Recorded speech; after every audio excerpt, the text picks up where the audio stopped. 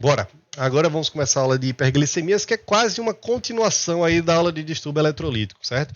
Hiperglicemias e cetoacidose. O foco da aula vai ser em cetoacidose, mas a gente tem que entender bem como funcionam todas as hiperglicemias nos nossos doentes críticos.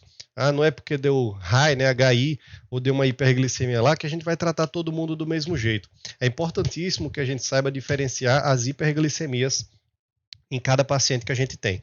E aí a primeira pergunta é, caramba, as hiperglicemias elas são diferentes, né? Se eu pegar um paciente com 280, eu tenho que entender que ela é diferente do paciente vizinho que também deu 280? Sim, a gente tem que entender dessa forma. Então, as hiperglicemias a gente vai separar o ocasionamento delas, né, em eventuais, tá? Então, uma hiperglicemia lá no paciente que é diabético, tal, do nada apareceu um 240, uma hiperglicemia eventual, vamos chamar assim.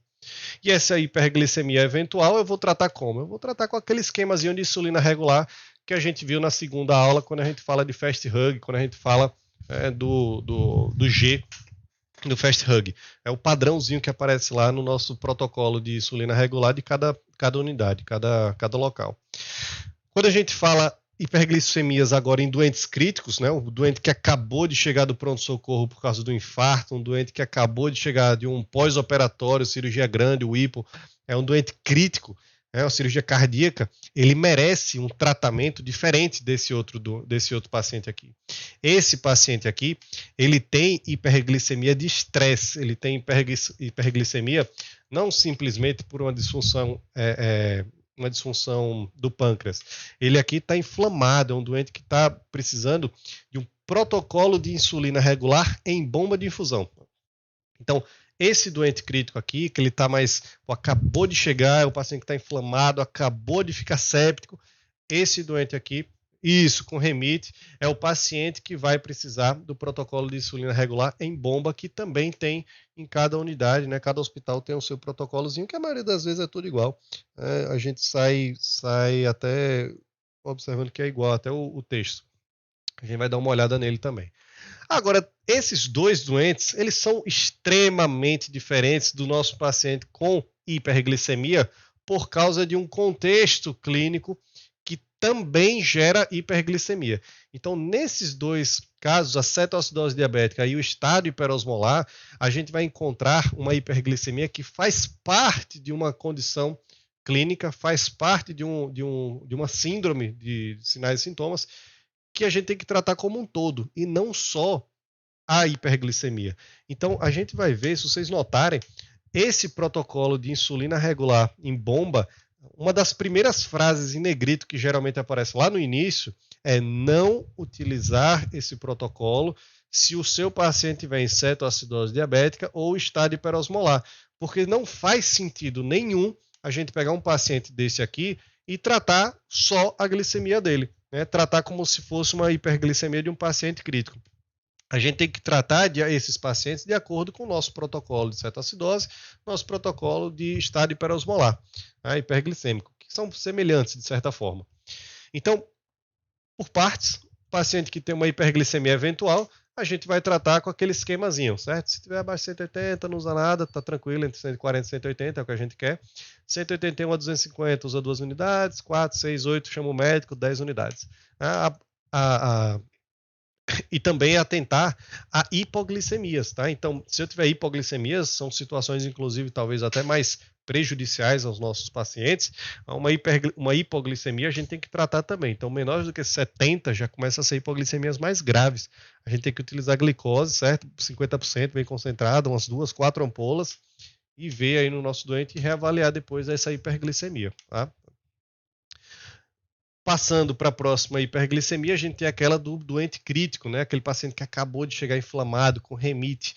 Então a gente vai utilizar o protocolo de insulina em bomba. Esse protocolo não está aqui, mas logo no início dele tem em negrito para não utilizar em cetoacidose diabética e estado hiperosmolar. Estou repetindo, tá?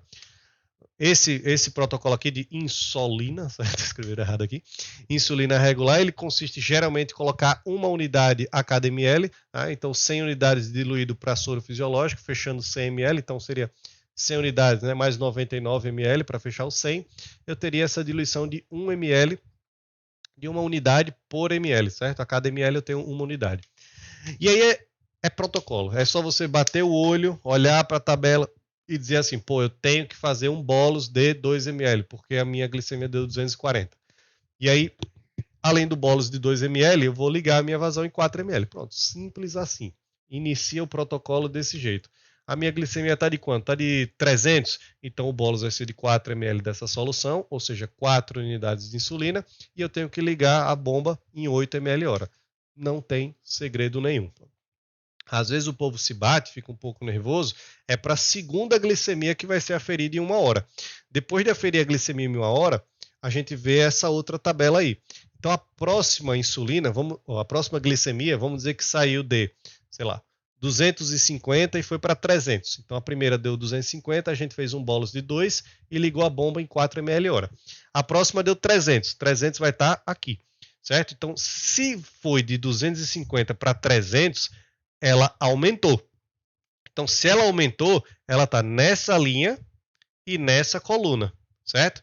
Se era 250 e foi para 200, ela estaria nessa linha e ela reduziu entre 20 e 50. Então, ela estaria nessa coluna. Simples assim.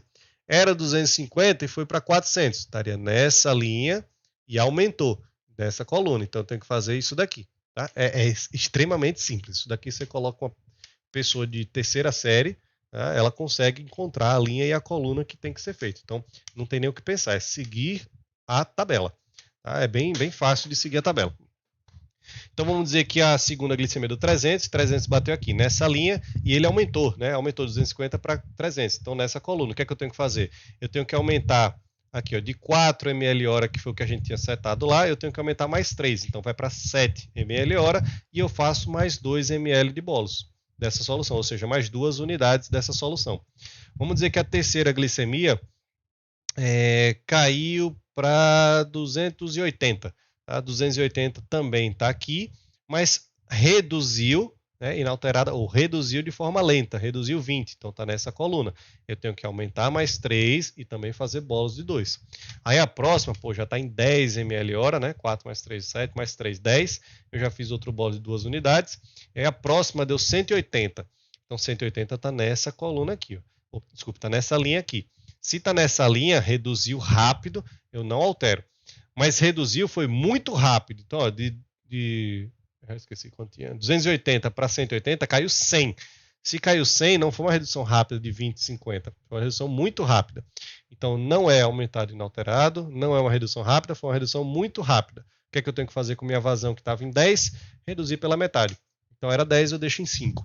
Tá? Então, é simples, não tem segredo nenhum, é só seguir essa tabela. Tá tudo certo. Precisa decorar essa tabela? Vai cair na prova? Não, porque eu não sou do mal aqui, eu sou do mal, mas não tanto, para fazer isso, se vocês decorarem uma tabela dessa, porque tem em todo lugar, é protocolo. Inclusive, o protocolo dessa unidade pode ser diferente da outra unidade, pode ser diferente da unidade que vocês vão trabalhar em São Paulo. Então, não necessariamente vocês têm que decorar essa tabela, não faz sentido.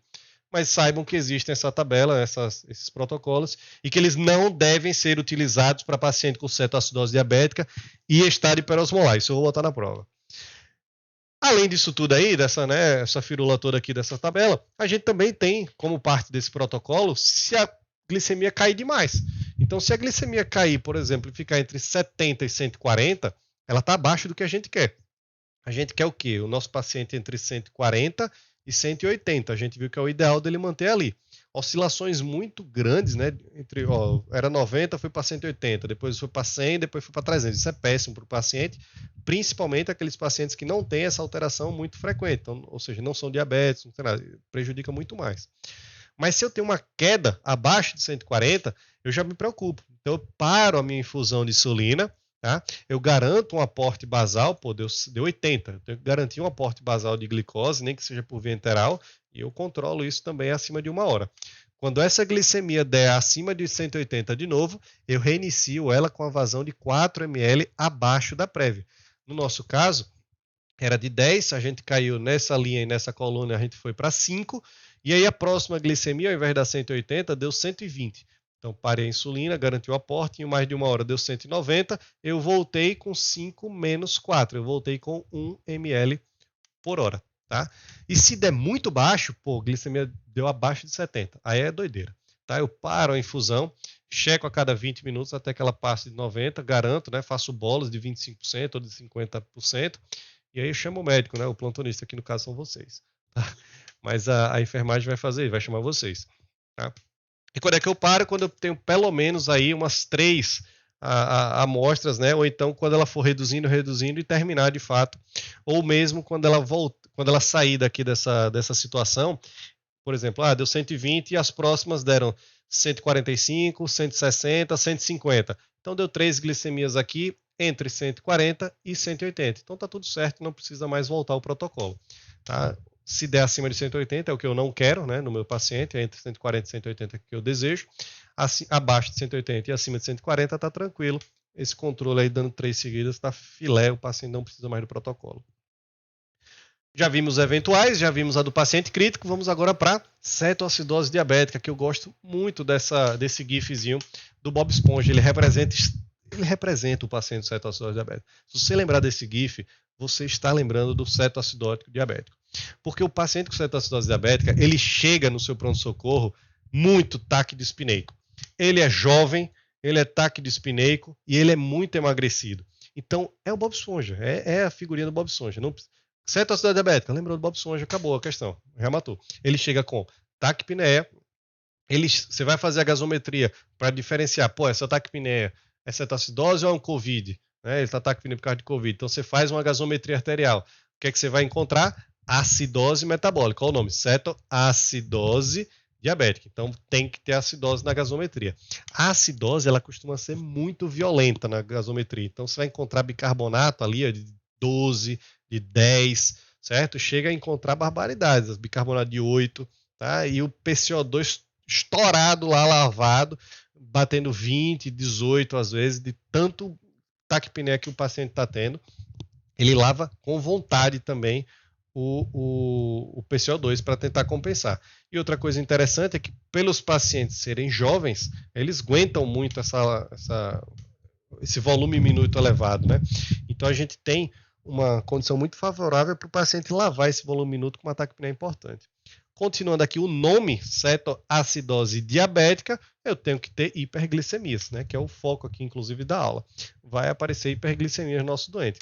Lembrando que na cetoacidose diabética é uma hiperglicemia não tão elevada, né? É uma hiperglicemia acima de 250, mas dificilmente passando ali dos 400, 450.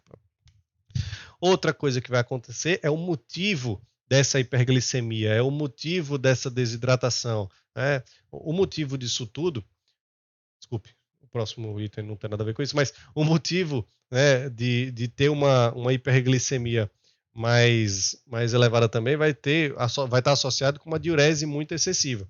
Tá? Então, nessa hora que você tem bastante diurese, o meu paciente desidrata, certo? E na hora que ele desidrata, o que é que acontece com o sódio que a gente acabou de ver? O sódio se eleva, tá? Então a gente tem distúrbios do sódio.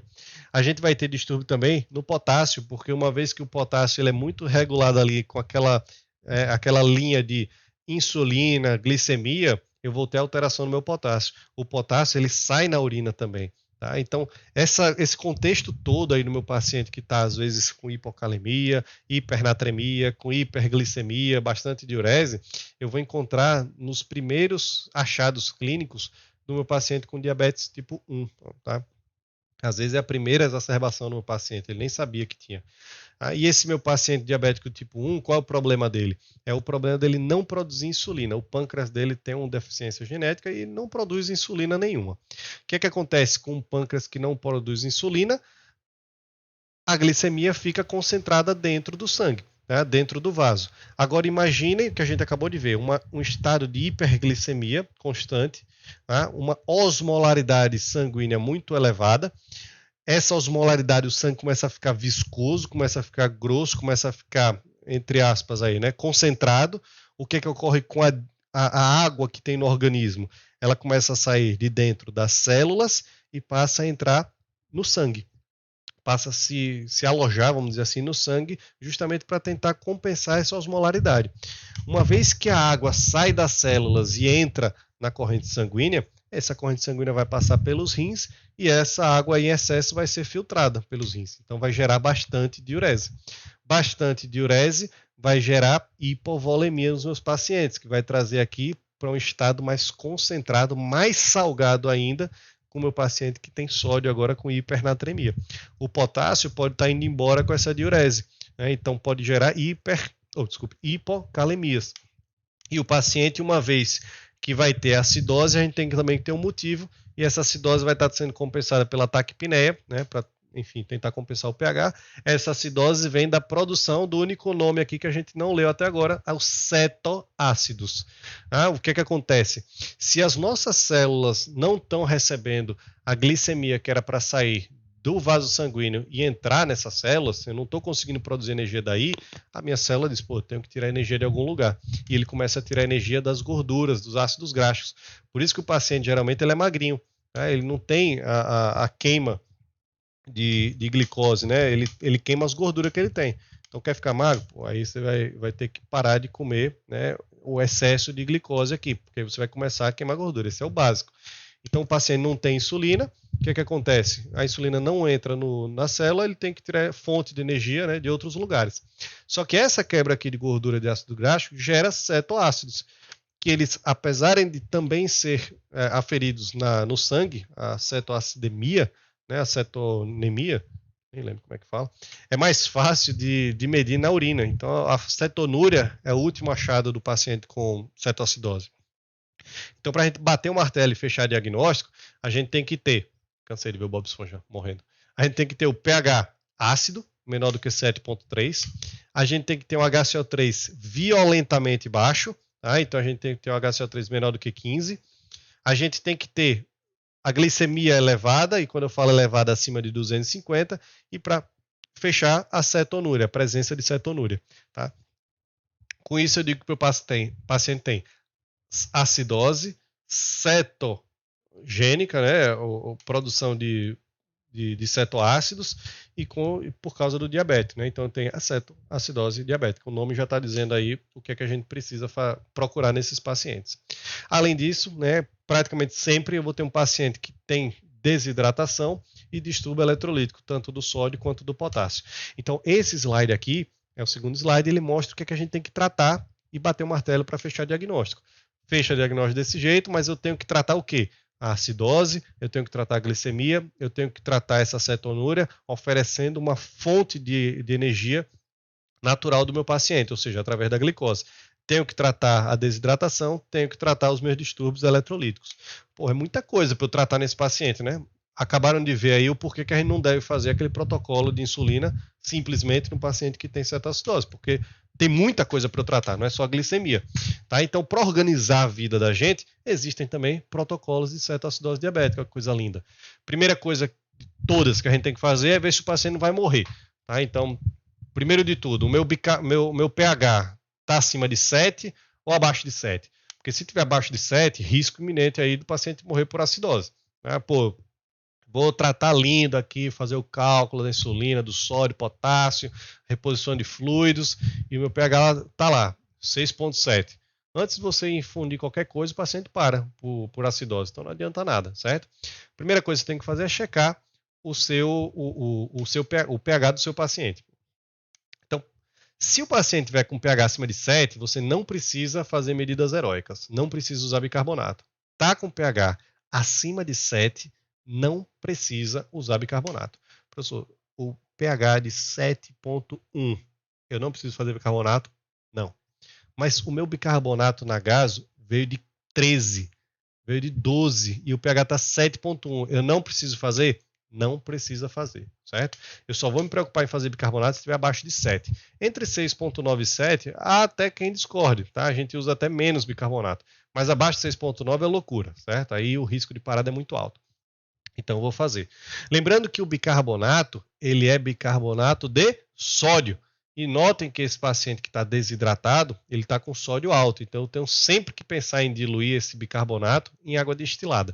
Tá? Eu dou uma diluída boa aí. Por que eu não diluo em soro glicosado? Porque o paciente também está hiperglicêmico. Então eu dou preferência à água destilada. E a gente faz essa solução nessa dose aqui que tem, certo? Isso daqui, se eu não me engano, é o protocolo retirado até da USP. Ele é baseado na USP. Tá? Então, pronto. Primeiro passo, eu já vi se meu paciente ele não tem uma acidemia muito grave, né? Ele não está ácido o suficiente para ter uma parada cardíaca. Beleza, não está, ou está e eu já tratei. Filé, vamos para o segundo passo. Qual é a outra coisa que pode matar meu paciente? É a hipovolemia. O paciente pode parar por hipovolemia. Então eu tenho que fazer fluidos venosos. Eu tenho que, ele está em choque hipovolêmico, eu tenho que fazer uma ressuscitação volêmica nesse meu paciente. Então eu tenho que fazer essa reposição volêmica inicial, posso fazer com soro, a solução salina de 0,9% mesmo. Eu vou jogar soro no meu paciente, eu vou jogar sódio no meu paciente para dar uma concentrada ali no vaso e ele não parar por choque hipovolêmico. Agora, se ele está com uma hipotensãozinha leve, né, ou então ele, enfim, o paciente normalmente é diabético tipo 1, novo, mas vai que é um velhinho que descompensou a diabetes tipo 1 dele, está com choque cardiogênico, não pode usar tanto volume. Aí eu tenho que me preocupar com o sódio dele, tá? Ou então já saiu dessa primeira fase, vamos agora fazer a avaliação do sódio. O sódio está alto ou normal, e notem que o normal aqui é entre aspas, porque ele pode estar até alto, mas a gente visualizar normal, uma vez que a gente tem que corrigir para a glicemia que também está elevada, tá? Mas está alto ou normal, eu vou usar a solução salina 0,45. Tá? Então, guardem só essa informação, não precisa se preocupar com esses valores aqui não, certo? Agora, se meu sódio está baixo, que é estranho, tá? Muito estranho, mas enfim, vai que tá, aí eu vou poder utilizar a solução salina 0,9, mas o mais normal, né, é de estar alto ou normal. Guardem essa informação. Primeira coisa, usar bicarbonato caso tenha pH menor do que 7, principalmente menor do que 6,9. Segunda informação, ressuscitação volêmica no meu paciente que está desidratado. Terceira coisa, eu vou me preocupar com potássio. Olha que doideira. A maioria das pessoas que são desinformadas, assim, não lembro de cetoacidose do internato aí, do curso, quase não sai. Eles se preocupam em tratar a glicemia. Pô, até agora eu não falei nada de glicemia. Eu me preocupei foi no pH, eu me preocupei com a reposição de fluidos e agora eu estou me preocupando com potássio. Tá? Então notem que é extremamente diferente o tratamento. É uma síndrome que eu tenho que tratar. Então o terceiro passo é se preocupar com potássio. Porque nesses pacientes é comum do potássio estar baixo. Tá? A gente está perdendo muito potássio pela urina. Então, se o meu paciente está com potássio baixo, não é de bom tom a gente utilizar insulina nesse paciente. Porque dentro da veia do paciente, dentro do vaso, está cheio de glicose. Se eu começo a utilizar insulina nesse paciente, estou fazendo uma solução polarizante. E uma solução polarizante nos pacientes funciona para baixar potássio. Então, se eu pego um paciente com menos de 3,3, é perigosíssimo eu utilizar insulina no paciente que está cheio de glicose na veia. Eu vou criar uma solução polarizante e vou baixar esse potássio mais ainda. Risco de parada cardíaca também aqui. Note que o paciente com cetoacidose diabética é uma bomba relógio danada, que se você vacilar, ela papoca. Tá? Então a primeira coisa antes de repor a insulina, né? A terceira coisa antes de repor a insulina é tratar o meu potássio. Então, se o meu potássio estiver entre 3,3 e 5,5, beleza, eu estou apto a iniciar a insulina, mas repondo também o potássio. Porque imaginem que vai cair potássio, então eu tenho que repor potássio e começar a insulina. Se tiver abaixo de 3,3, eu nem começo a insulina, eu só faço a reposição de potássio. Agora, se por uma glória do destino, né, tiver acima de 5,5, aí você começa a insulina, inclusive para baixar esse potássio, né, porque acima de 5,5 também já começa a ser hipercalemia, eu vou me preocupar. Então, abaixo de 3,3, reponho o potássio e não começo a insulina. Acima de 3,3, eu mantenho a reposição de potássio e inicio a insulina. Aí sim, vamos pensar agora em começar a insulina, que é diferente daquele outro caso. Lembrem que no protocolo, né, do paciente com remite, a gente utilizou a insulina de acordo com o protocolo. A única semelhança aqui é que a solução vai ser com 100 unidades de insulina para 99 de soro, dando aí 1 unidade por ml da solução. Mas o resto, essa administração em bolos, ela depende só do peso do meu paciente, não é nem da glicemia. Então, 0,15 unidades por quilo. Então, se o meu paciente tem, sei lá, 100 quilos, eu vou usar 15 unidades e eu vou manter na bomba 0,1 unidades por quilo por hora. Então, vai ser 100 quilos, né? Seria 10 unidades por hora. Então, se cada unidade, cada ml tem 1 unidade, seriam 10 ml por hora. Bem fácil aí de fazer a conta, uma vez que a solução está ajudando, né? Então, eu faço dessa mesma solução aqui 15 ml, né, em bolas e depois deixo a 10 ml hora. E a minha única preocupação é se reduziu a glicemia rápido demais ou devagar. Reduziu de 50 a 70? Não. Então eu posso dobrar a infusão dessa solução. Sei lá, eu comecei com 10 ml, eu posso jogar em 20. Se caiu demais, aí eu me preocupo, certo? Se reduziu entre 50 e 70, ou seja, reduziu pouquinho, tá? Lembre que esse paciente não tem uma glicemia muito elevada, então vamos dizer que estava, sei lá, em 300, reduziu para 250, reduziu entre 50 e 70. Eu posso manter a dose, está perfeito. Está baixando aos pouquinhos e está entrando a insulina, que é o que meu paciente não tem. Imaginem que, se meu paciente não tem a insulina, eu estou oferecendo a insulina para ele, essa glicose que estava solta ali, perdida no vaso, ela vai começar a entrar na célula. Aos poucos, o meu paciente vai começar a entender, as células dele vai começar a entender que eu tenho que tirar a energia dessa insulina que está entrando na célula, né? Aos pouquinhos, devagarzinho, tranquilo. Se cai rápido demais, aí eu me preocupo, porque se está caindo rápido demais, eu não tenho glicose disponível para ele fazer a retirada da energia. Então, olha que situação doida. O paciente, a enfermagem fica maluca nessa hora. Você tem que bater o pé e ser firme, senão você vai sair de doido. Você tem um paciente que está grave, um paciente que tem hiperglicemia, um paciente que você começou a fazer insulina, e aí quando a insulina cai demais, cai rápido demais, vai para baixo de 250, por exemplo, você começa a repor glicose. Aí a enfermagem olha para sua cara e vai dizer assim, esse recém-formado é doido, certo? Aí você vai bater o pé e diz, não, isso daqui tá tranquilo, tá certo e tá de boa. Eu tenho que oferecer insulina para ele tirar a energia da glicose. Mas se falta a glicose, eu tenho que oferecer glicose. Porque se eu só der insulina e faltar a glicose, ele vai continuar em acidose, em cetoacidose diabética, porque ele vai continuar tirando a energia de corpos de ácidos graxos e gorduras. Tá? Então eu tenho que fornecer os dois para que ele entenda que tem que tirar a energia do local certo.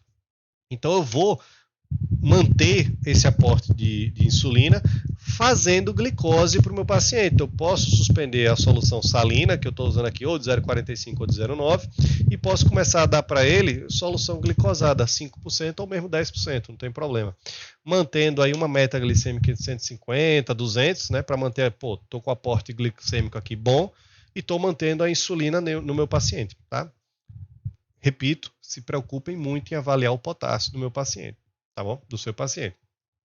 Então, nossas preocupações é fazer bicarbonato, se o pH estiver ruim, para ele não parar por acidose, é fazer reposição hídrica para o meu paciente não parar por hipovolemia, é repor o potássio para ele não parar por hipocalemia, é se ligar para baixar esse potássio também para ele não parar por hipercalemia, e é repor insulina para ele não parar por qualquer outro desse motivo aí. Notem que é um paciente bomba que para, né, por qualquer motivo, por vários Hs, vários Ts, vamos dizer assim. Mas é um paciente extremamente gostosinho de tratar, porque em um plantão de 12 horas, de 6 horas, você já vê a melhora desse paciente. Então você chega lá para ele e prescreve tudo isso que a gente acabou de falar. Vou prescrever o quê? É bicarbonato que pode usar? Vou prescrever um bicarbonato a critério. Tá? Se der abaixo de 6,9, vou fazer. Diluir em água destilada, porque é um bicarbonato de sódio. Então não quero dar mais sódio para o meu paciente, vou diluir bem. Eu vou deixar a critério o próximo item, que é o soro Ringer aberto, né, para a gente fazer essa reposição volêmica mais agressiva no início, ou 0,9%, não tem problema. E depois eu vou deixar também a critério o soro, né, a solução salina a 0,45. Tá? Vou deixar a critério porque eu vou repor litro no meu paciente aí. No caso passado, né, quando a gente viu lá em distúrbio eletrolítico, a gente viu que pode dar fácil aí, uns 4 litros pro meu paciente. Então são 8 frasquinhos desse daqui. Então eu posso hidratar muito tranquilamente o meu paciente que vai estar com hipernatremia. Eu posso hidratar bem ele com soro a 45. Vou deixar a critério também para ele 4 ampolinhas de potássio a 19,1 diluído ali e infundindo em 4 horas a critério. Meu potássio está acima de 5,5, não vou fazer. Meu potássio está entre 3,3 e 5,5, vou fazer e começar a minha insulina. O meu potássio está abaixo de 3,3, vou fazer só isso daqui e deixar a insulina em stand-by. Não vai fazer agora a insulina. Mas quando passar de 3,3, vou começar a minha insulina também. Como é a prescrição? 100 unidades, diluído em soro fisiológico a 99 ml. Vai fechar a solução de 100 ml aqui, cada ml com uma unidade de insulina regular. Também a critério. Vou fazer 0,15 unidades, né, ml em bolos por quilo e vou deixar em ml hora 0,1 vezes o peso do meu paciente. Tranquilidade. Pô, comecei a insulina, deu tudo certo, só que a glicemia caiu demais, vou deixar também a critério o meu soro glicosado a 5 ou a 10% para infundir. Por que eu digo para vocês não se preocuparem tanto com aqueles valores? Porque é incrível. A acetoacidose diabética, se você pegar uma gasometria a cada hora ali, principalmente no início, e acompanhar direitinho o que o seu paciente quer, é só escolher, tá tudo a critério aí na sua prescrição. É só você chegar e dizer assim, ó, pô, ele tá desidratado, vou fazer mais soro. Pô, o pH caiu abaixo de 6,9, vou fazer o bicarbonato. Pô, a minha insulina aqui caiu demais, vou ter que reduzir a dose. Fez hipoglicemia. A minha insulina, ela não alterou muito a minha glicose, vou ter que dobrar a dose. A minha glicose caiu demais, vou ter que repor. Pronto, soro glicosado. Então você pega esse paciente, funciona um central com triplo lumen, pega umas 2 vezes periféricas aí, bota uns 3, 4 lumens no seu paciente e você vai fazendo o que a sua gasometria arterial mandar. Você pode até fechar o olho. Esse daqui é um caso, assim, é um paciente que eu digo que você pode fechar o olho para a clínica do paciente e acompanhar só o exame laboratorial da gasometria, porque é o que vai de fato te guiar. O que vai acontecer com a clínica do seu paciente? Por que eu digo que você não precisa se preocupar tanto? Porque se você faz tudo certinho, de acordo com a necessidade de cada gasometria, né, vamos dizer assim, o seu paciente ele começa na sua cara a reduzir ataque de dispneia, porque ele vai reduzir o consumo de ácido graxo e gordura, ele vai começar a tirar a energia da glicose que está entrando, né, corretamente. Então, se ele começa a deixar de produzir energia por essas vias, ele deixa de produzir cetoácido. Se ele deixa de produzir cetoácido, ele deixa de fazer a acidose, e se ele deixa de fazer acidose, ele deixa de fazer taquipneia. Então, em questão de horas, 5 horas, 6 horas de tratamento bem efetivo, o paciente melhora da taquipneia. É incrível. 12 horas de plantão, você salva uma vida de cetoacidose diabética. Esse daqui foi um paciente lá da UTI, que a gente pegou na época do Covid. Então, coitado, além de ter cetoacidose, ele desgraçou, né, a parte do oxigênio por causa de Covid, então a gente dá uma ignorada aí no oxigênio, tá? Mas ó, aqui, ó, ele já estava vindo tratado, certo? Então não foi uma fase tão grave. Mas ó, a primeira gasometria dele, um pH de 7,24, menor do que 7,3, né? Um CO2, desculpe, de 9,2, desculpe, um HCO3, 9,2, certo? Muito baixo, muito abaixo de 15, um PCO2 de 21,7, lavando pra caramba, mesmo lavando pra caramba, abaixo de 35, não está conseguindo compensar o pH, certo? Então, notem que o bicarbonato ele cai violento na cetoacidose diabética, é muito fácil da gente, pô, isso daqui deve ser cetoacidose, certo? Porque cai força mesmo, com força. O meu sódio aqui, né, mostrando que o paciente está desidratado, e o meu potássio de 3,4, né, 3,98, potássio de 4 aí, permitindo que eu inicie a minha insulina. Glicose de 456, lactato aqui de 1,27. É um paciente que, teoricamente, não está em choque, né? Eu posso iniciar um tratamento mais tranquilo da fase de reposição volêmica, né, de fluidos. Não preciso fazer bicarbonato. E meu potássio já está me dando liberdade para eu começar a iniciar a insulina nesse paciente. Então, nesse caso aqui, eu mantenho a reposição de potássio, porque ele está abaixo de 5,5, mas ele estando acima de 3,3, eu posso iniciar a minha insulina. 9,19. 2 horas depois, né, 2 horinhas depois, o meu pH já está acima de 7,35, o meu PCO2, que era de 21, já melhorou para 27, o meu HCO3, que era de 9,2, foi para quase 15. Tá? Então, olha que nesse contexto aqui, ele já está quase saindo praticamente do diagnóstico de cetoacidose diabética. O meu sódio, notem que indiferente se eu faço volume ou não, é muito difícil de mudar, né, de movimentar nele. Nesse caso aqui até aumentou um pouquinho, tá? Então talvez a solução de 0,77, né, entre aspas aí, estava perdendo mais do que estava corrigindo. E o meu potássio saiu de quase 4 para 3,4. E nessa parte aqui eu fico preocupado, eu tenho que manter a mão ali, porque a minha insulina, além de baixar a minha glicose de forma rápida, ela baixou bem aqui o meu potássio. Tá? Então, nesse momento aqui, eu tenho até a liberdade de, vamos reduzir um pouco essa dose de insulina.